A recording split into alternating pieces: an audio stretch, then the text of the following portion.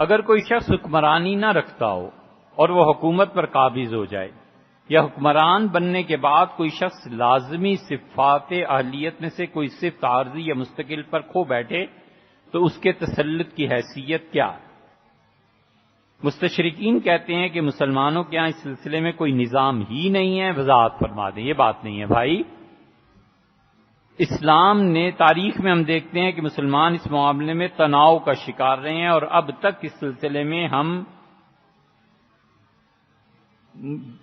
ابہام کا شکار ہیں۔ ایسے نہیں ہے، اب وقت نہیں ہے اتنا لمبے سوال جو ہے نا آپ کا یہ متقاضی ہے اس بات کا کہ ہم لمبی بحث کریں، اور وقت ہے نہیں۔ ذرا سی بات کرتے ہیں، اس کو انشاءاللہ محفوظ کرتے ہیں، اگر 8 ستمبر کو یہ سامنے آیا تو پھر بات کریں گے۔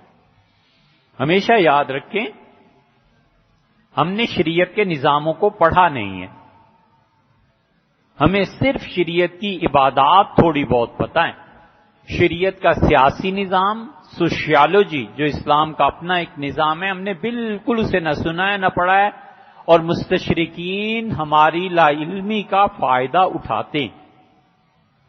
اسلام سب سے پہلے شورا کو ترجیح دیتا ہے۔ حضور اقدس صلی اللہ علیہ وسلم نے شورائی نظام ہی کی تائید فرمائی ہے۔ اس لیے عبداللہ ابن عمر رضی اللہ عنہ نے کہا تھا کہ لوگوں اس بات کو بھول جاؤ کہ عمر رضی اللہ عنہ کسی فرد کو خلافت کے لیے متعین کریں گے۔ حضرت عمر رضی اللہ عنہ کی شہادت کے بعد لوگوں نے پوچھا کہ آپ کیسے یہ کہتے تھے والد کی زندگی میں؟ تو انہوں نے کہا مجھے پتا تھا، میں نے ایک دن والد سے پوچھا تھا کہ آپ کے بعد کون؟ تو انہوں نے کہا میرے بیٹے اگر میں کسی کو مقرر کر دوں تو ٹھیک ہے، نہ مقرر کروں تو بھی ٹھیک ہے۔ حضور اقدس صلی اللہ علیہ وسلم نے کسی کو نامینیٹ نہیں کیا تھا۔ طریقہ یہ ہے، اگر میں یہ کروں تو ٹھیک کروں گا، اور ابوبکر رضی اللہ عنہ نے میرا نام ارشاد فرمایا تھا، اگر میں یہ کروں تو بھی ٹھیک کروں گا، وہ مجھ سے بڑے تھے۔ تو کہنے لگے میں اسی دن سمجھ گیا تھا کہ نہیں ہو سکتا، کیونکہ رسول اللہ صلی اللہ علیہ وسلم کا عمل سیدنا عمر رضی اللہ عنہ ہر شخص پہ اس کی پیروی کو ترجیح دیتے تھے۔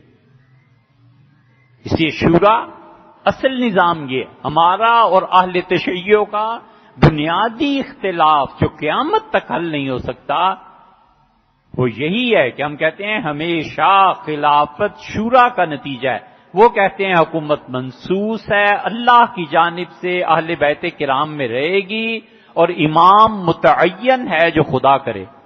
ہم کہتے ہیں بالکل نہیں، مسلمان شورا کے پابند ہیں، شورا جو مقرر کرے گی وہ۔ دوسرا نظام وہ تھا جو خلافت میں سیدنا عمر رضی اللہ عنہ مقرر کر دیا، 6 آدمی، اور اس سے سعید رضی اللہ عنہ کی جب باری آئی اور عبد الرحمن ابن عوف نے کہا حضرت عمر رضی اللہ عنہ سے کہ سعید کو بھی رکھیں کمیٹی میں، عشرہ مبشرہ میں۔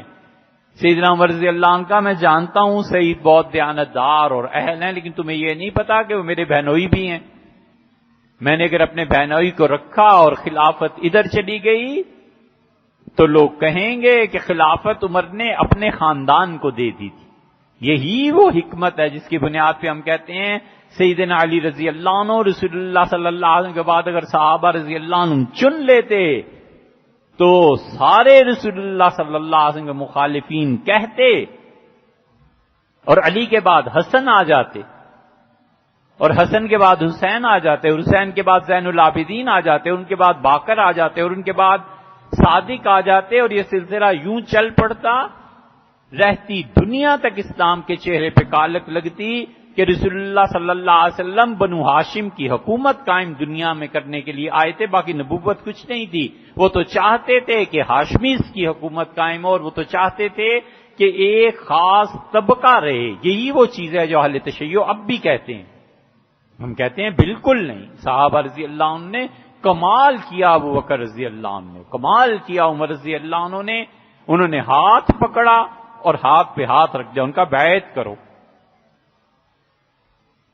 حضرت ابوبکر رضی اللہ عنہ کہا تھا نا کہ بیعت کرو اس کی، ابو عبیدہ کی، تو ابو عبیدہ نے ہاتھ ہٹا دیے۔ حضرت عمر رضی اللہ عنہ نے ابو عبیدہ ہی کا ہاتھ پکڑ کے حضرت ابوبکر رضی اللہ عنہ کے ہاتھ پہ رکھ دیا اور کہا ابوبکر کی بیعت کرو۔ اور کسی نے کہا ابو بکر کے کہنے والے کون تھے؟ سعد ابن عبادہ تھے کہ ہم بیعت نہیں. حضرت عمر رضی اللہ عنہ کہا میں مار دوں گا تمہیں جان سے، فرمایا میں گردن اڑا دوں گا ابو بکر کی بیعت نہیں کرو گے. وہ چلے گئے شام، نہیں بیعت کی. نہ صحیح، وہ وقتی طور پہ جو حضرت عمر رضی اللہ عنہ نے سختی کے لفظ استعمال کیے تھے، موقع کی مناسبت تھی. اگر سعد رضی اللہ عنہ کے ساتھ منافقین جڑ جاتے تباہی پھر جاتی. اسی شورا کو حضرت علی رضی اللہ عنہ نے بڑھا دیا تھا. انہوں نے کہا عمر رضی اللہ عنہ نے گویا یہ فرمایا، یہ لفظ تو نہیں ملیں گے لیکن ہم یہ سمجھے ان کی بات سے کہ حضرت عمر رضی اللہ عنہ نے 6 آدمی مقرر کیے تھے. میں اہل بدر جتنے بھی بدری ہیں نا، یہ میری ساری شورا ہے. اسی لیے سے معاویہ رضی اللہ عنہ نے لکھا تھا کہ آپ کی خلافت کی کیا دلیل ہے؟ حضرت علی رضی اللہ عنہ نے لکھا کہ معاویہ اللہ کی قسم جو بدر کے میدان میں رسول اللہ صلی اللہ علیہ وسلم کے ساتھ تھا اور آج زندہ ہے، کوئی ایک شخص بتاؤ جس نے میری بیعت نہ کی ہو. ایسے معاویہ رضی اللہ عنہ کوئی جواب نہیں دے سکے، جانتے تھے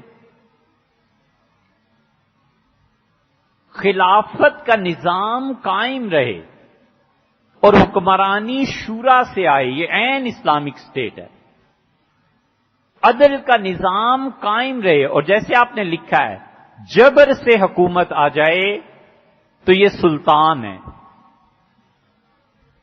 مسلمان بادشاہ عام طور پہ سلاطین تھے، جبر سے حکومت لی ہوئی تھی. اور اگر حکومت جبر سے آئے اور قانون اسلام کے مطابق نہ رہے تو یہ ظالم بادشاہ ہے، بشرطے کہ اس کی نسل میں چلے اور اسلام کا قانون بھی نافذ نہ کرے اور حکومت جمہوریت کے راستے سے ملے یا جبر سے ملے، تو جبر کے ذریعے جو حکومت آئے اور اسلام کا نظام بھی نہ آئے، اور جمہوریت کے واسطے سے حکومت آئے اور اسلام کا نظام نہ آئے، تو یہ دونوں ظالم حکمران ہیں جو جہنم کے مستحق ہیں. اللہ چاہے تو معاف فرما دے اور خدا چاہے تو پکڑ لے. یہ اسلام کا سارا نظام ہے جسے انہوں نے کتابوں میں لکھا ہے. آخری بات اس سلسلے میں وہ یہ ہے کہ معزولی بڑی سوچ سمجھ کے کرنی پڑتی ہے. آپ کو پتا ہے کہ حضرت ابو بکر رضی اللہ عنہ کے زمانے میں غنیمت کی تقسیم کی تھی خالد بن ولید رضی اللہ عنہ نے، اور ایک نکاح کر لیا تھا خالد رضی اللہ عنہ نے. فوجی تھے نا، اس لڑکی کو اپنے خیمے میں بلایا جو صحابہ رضی اللہ عنہ تھے، ان سے بات کی اور فرمایا میں نکاح کرنا چاہتا ہوں. ہو گیا. سیدنا عمر رضی اللہ عنہ مدینہ منورہ میں تھے اور یہ ہوا ہے تو بکر رضی اللہ عنہ کے دور میں. سیدنا عمر رضی اللہ عنہ نے کہا ابو بکر خالد پہ حد جاری کریں، اور جو اس نے مال کی تقسیم کی ہے نا، یہ تو مجھے قطعاً قابل قبول نہیں ہے. مال واپس لیں، خالد کو اس کے عہدے سے اتاریں اور حد جاری کریں. یہ 3 مطالبات حضرت عمر رضی اللہ عنہ بار بار کہتے رہے، حتیٰ کہ حضرت بکر رضی اللہ عنہ نے ایک دن کہا عمر سمجھو بات کو، سیف من سیوف اللہ، اللہ نے جو تلواریں کافروں کے خلاف ہمیں دی ہیں نا، ان میں سے خالد ایک تلوار ہے. حضور صلی اللہ علیہ وسلم نے فرمایا تھا تو جو تلوار اسلام کی حمایت میں اٹھی اور لوگوں کو کاٹتی رہی ہے، کیا تم چاہتے ہو میں اسے نیام میں ڈال دوں؟ پھر حضرت عمر رضی اللہ عنہ نہیں بولے. جب اپنا دور حکومت ان کا آیا نا، تو 3 میں سے 2 باتیں ان کے ذہن میں تھیں. ایک یہ چیز تھی کہ خالد کو ان چیزوں کے بعد کوئی قیادت کا حق باقی نہیں رہتا، اسے ہٹا دینا چاہیے. انہوں نے 13 ہجری میں خلافت ملتے ہی پہلا خط لکھا. عین میدان جنگ ہے اور عین میدان جنگ میں لڑائی جاری ہے، اور حضرت عمر رضی اللہ عنہ کو ایک ایک پل کی خبر پہنچ رہی ہے کہ کس طرح عراق فتح ہو رہا ہے اور فوجیں آگے بڑھ رہی ہیں. عین اس حالت میں حضرت عمر رضی اللہ عنہ نے لکھا کہ میں خالد کو معزول کرتا ہوں اور عبیدہ بن الجراح کو مقرر کرتا ہوں، مسلمانوں کے امیر ہیں، اور خالد مدینہ منورہ آئیں. ابو عبیدہ بن جراح رضی اللہ عنہ کو یہ خط لے کے حضرت عمر رضی اللہ عنہ بلایا، بلال رضی اللہ عنہ کو خط دیا اور کہا یہ میرا آرڈر لے کے جاؤ۔ حضرت بلال رضی اللہ عنہ پہنچے، جنگ جاری تھی، ابو عبیدہ رضی اللہ عنہ نے خط پڑھا اور اپنے پاس رکھ لیا۔ 3 دن تک جنگ کا فیصلہ نہیں ہوا۔ ابو عبیدہ بن جراح رضی اللہ عنہ نے بالکل اس حکم کو نافذ نہیں ہونے دیا، بئی مانا کہ انہوں نے کہا ٹھیک ہے، امیر المومنین ٹھیک کہتے ہیں، ہم ان کے تابع ہیں، لیکن ابھی وقت نہیں ہے یار، ٹھہرو۔ 3 دن بعد فتح ہوئی۔ ابو عبیدہ بن جراح رضی اللہ عنہ اصل میں ذاتی طور پہ حضرت بکر رضی اللہ عنہ کے ساتھ تھے، تو انہوں نے اسے بلال رضی اللہ عنہ کو بلایا اور کہا بلال ممبر پہ بیٹھو، ساری فوج کے سامنے یہ خط پڑھو، مجھے بڑی شرم آتی ہے کہ خالد جیسے اتنے بہادر اور بڑے آدمی کو میں معزول کر دوں، میں ان کا تو چھوٹا ہوں، شرم آتی۔ صحابہ رضی اللہ عنہ میں یہ چھوٹے بڑے کی حیا اور تمیز تھی۔ حضرت بلال رضی اللہ عنہ نے خط پڑھا اور خالد رضی اللہ عنہ نے بالکل خاموشی سے نیچے اترے اور اپنی پگڑی اتار دی، ابو عبیدہ بن جراح رضی اللہ عنہ کے سر پہ باندھ دی اور ابو عبیدہ کو خود بٹھایا اور کہا حضرت میں مدینہ منورہ جاتا ہوں، حضرت نے بلایا۔ عمر رضی اللہ عنہ بڑے خوش ہوئے خالد سے، کہا لوگوں میں نے جو خالد کو معزول کیا ہے اس کی وجہ ہے، یہ مت سمجھنا کہ مجھے خالد سے کوئی دشمنی ہے، البتہ میں خالد سے ایک مطالبے پہ اب بھی قائم ہوں کہ پیسے واپس کرے، پیسے ہمارے تھے بیت المال کے۔ خالد رضی اللہ عنہ جب بھی مسجد نبوی میں ملتے تھے عمر رضی اللہ عنہ کہتے تھے خالد میں تم سے بڑا خوش ہوں، تم نے میرا حکم مانا، کمانڈر ہونا چھوڑ دیا، لیکن ایک بات باقی ہے، پیسے واپس کرو۔ ایک دن خالد رضی اللہ عنہ نے ساری چیزیں لا کے رکھ دی، ان کا امیر المومنین میرے کپڑے ہیں اور حضرت یہ میرا اسلحہ ہے، یہ میرا غلام ہے، یہ میری سواری ہے، چاروں چیزیں میرے گھر میں کچھ نہیں ہے، اس کے علاوہ آپ کر لیں۔ حضرت عمر رضی اللہ عنہ کا حساب لگاؤ، حساب کیا گیا تو 80,000 درہم کے بنے، ان کا اسلحہ بڑا قیمتی تھا۔